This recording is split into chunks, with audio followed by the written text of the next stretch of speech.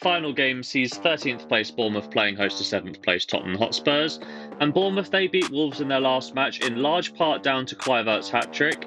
Wolves were punished for a number of mistakes and they gave away 3 penalties in the game, a Premier League record. Stats-wise, it was never really in doubt.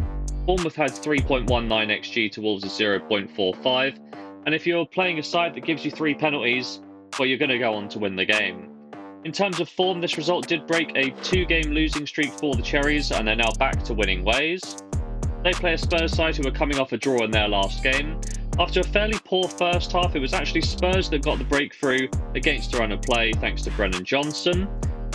Tom Kearney then levelled the scores just after the hour mark with his first goal of the season, and his cameo off the bench didn't last very long at all as he was then sent off in the 83rd minute, so a goal and a red card in his 21 minutes played. However, Spurs were unable to make their advantage count in the dying embers of the game, with the scoreline finishing 1-1. In terms of form, this result added to a frustrating run for Spurs. They have back-to-back draws and just 1 win in their last 5 games across all competitions. In terms of the head-to-head record, Spurs won the last match pretty handedly. Goals from Sarr, Son and Richarlison had Spurs sitting pretty before a consolation strike was added by Alex Scott. 3-1 was the final score. And this result made it back-to-back wins for Spurs over the Cherries, and they're also unbeaten in 5 of the last 6 meetings in recent years. My prediction for this game is that both sides come into this match with mixed form to say the least.